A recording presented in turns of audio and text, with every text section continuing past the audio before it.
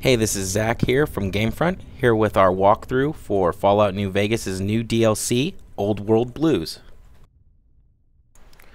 This video will cover the quest, Old World Blues, Part 3 of 3.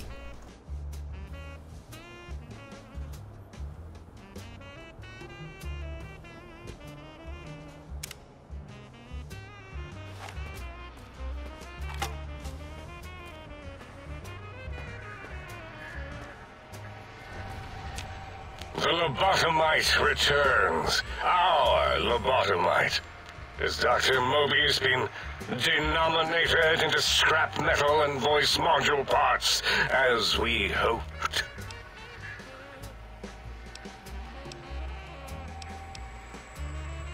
I recommend watching your tone with me, lobotomite.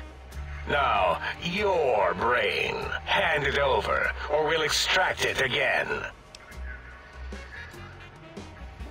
And what could we possibly have to speak about? You have the brain, we have the technology. All you must do is surrender. With it, we can finally leave this place. I cannot tell you how boring this place gets, chopping up the landscape and everything in it. And we have so many questions to ask your brain first. About this Mojave place. A fertile testing ground for our experiments. That is the most insane thing I've ever heard. There's no way Mobius would condescend to step inside you. Besides, there's no way such a thing could be accomplished. It's impossible.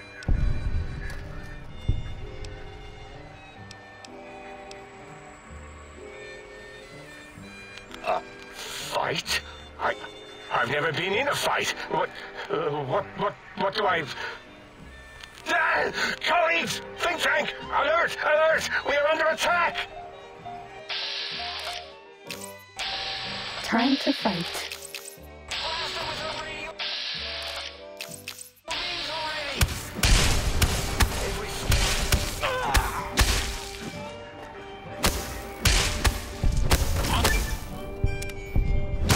Was that all?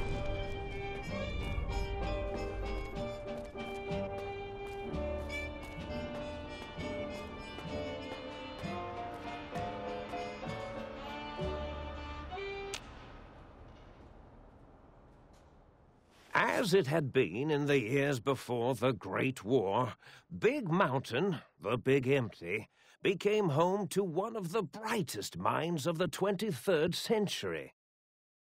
The courier watched over the Big Empty for years to come, caring for it and keeping its discoveries safe until they were needed to help others. Which had always been Big Mountain's purpose. Past the laboratories and science, it had always been intended as a place to build the future of all mankind. The courier had scoured much of the Big Empty, although secrets still remained in the crater's depths. Perhaps that was for the best, however. Curiosity, while sometimes rewarded for its efforts, often proves to be equally dangerous. The Forbidden Zone continued to be, true to its name, forbidden. No more robo-scorpions were sighted in its canyons. Big Mountain became even emptier, devoid of Dr. Mobius's proclamations forecasting the destruction of anything that dared possess sentience. Still, it is said he lived on in the equations inscribed on the floor and walls of the Forbidden Zone dome. A cobweb tracery of symbols that told of 1,000 brilliant thoughts, now lost to time. The sink atop the dome bustled with the voices of a small town, constantly chirping, arguing, and snarling at each other. Still, this all happened productively in the interests of its new owner. The Sync Central Intelligence Unit discovered, despite its inversion code, it was comforted by the sense of community the other personalities gave it. The Biological Research Station, obsessed with seeding everything in sight, requested a transfer to the X-22 Botanical Garden, so that it might, in its own words, sensually fertilize the garden's smooth smooth contours. The garden sent back a polite refusal, saying it had prior commitments with a vault it had helped infect before the war.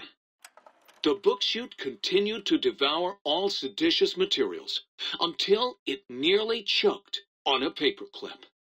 It adamantly maintained it was a Chinese paperclip, and the whole thing had been an elaborately orchestrated assassination attempt.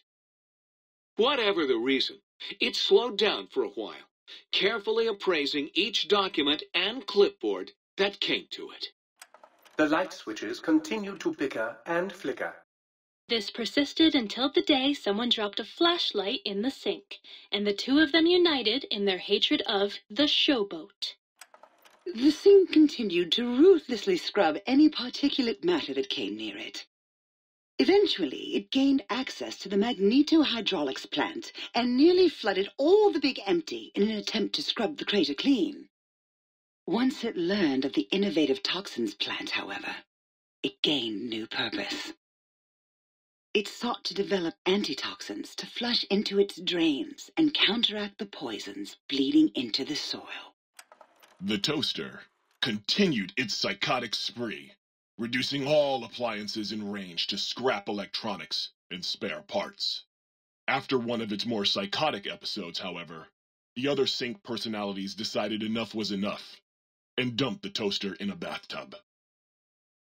Sparking and hissing, the toaster swore its enemies would rue the day when they had bread and no way to toast it.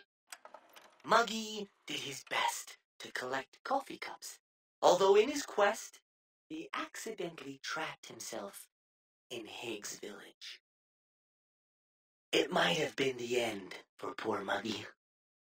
Except he found it peaceful there, tidying up the kitchens of the think tank professors back when they had been flesh and bone. Well, except for Dr. O, who was an asshole for having created Muggy in the first place. Muggy left O's house deliberately dirty, punishing the dishes and cups that lived there in blind revenge for serving Dr. O. Blind-eye old Jefferson eventually discovered a new sound. Silence.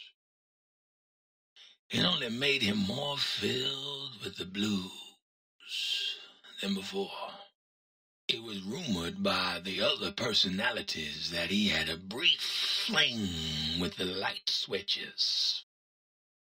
Although he forgot their names once too often and was soon left in the dark as punishment. Autodoc, always gentle and methodical, kept sewing up the courier in all the right places when the skin split open from repeated wear and tear. The Autodoc was just glad to have purpose again. It heard its simpler brothers and sisters who got shipped to the Sierra Madre were bored out of their skulls in that toxic dead city. In time, the Autodoc found a way to deactivate the Y-17 trauma harnesses, releasing the corpses they had held prisoner for almost 200 years. As the courier made his way through the X-8 facility, the computers analyzed the test subject's movements. They eventually created new cyber dogs to root out commie traitors from the wasteland. Traitors like Betsy Bright, Richie Marcus.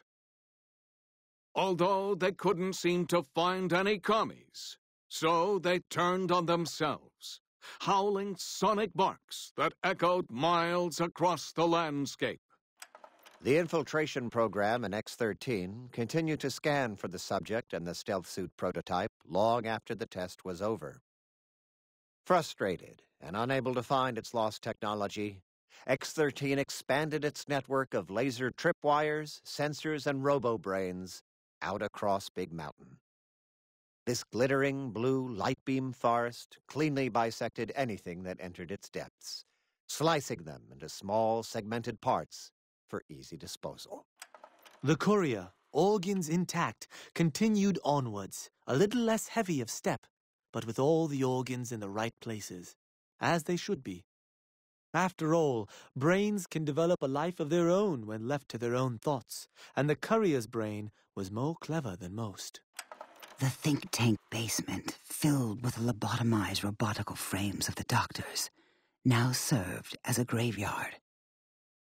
The monitors had recorded the battle in its entirety, including the think tank's final, shrill, terrified screams, whimpers, and pleas for mercy. They broadcast these humiliating last moments as a warning to anyone approaching the perimeter that other smarty pants were not welcome. The courier was the inheritor of the Big Empty, and there was room for only one will in the halls of the think tank dome.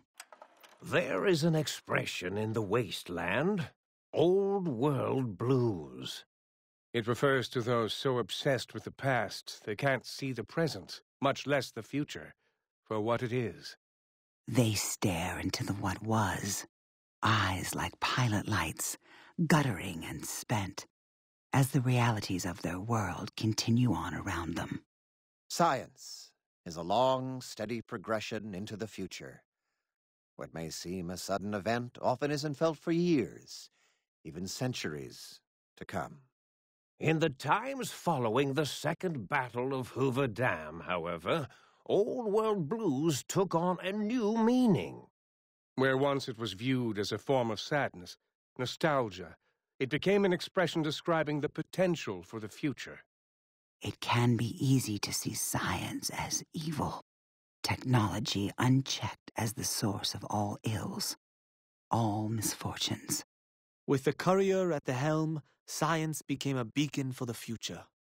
There was old world blues, and new world hope. And hope ruled the day at Big Mountain. We could say more, but the stories in the Big Empty speak for themselves. Now armed with the transportal Ponder, the courier could return to the dome at any time and crack open the secrets of the Big Empty one by one. The sink sat vigilant, waiting for its master to return, shoes covered in Mojave dust. Only one road yet remained, and it was one the courier had to walk alone.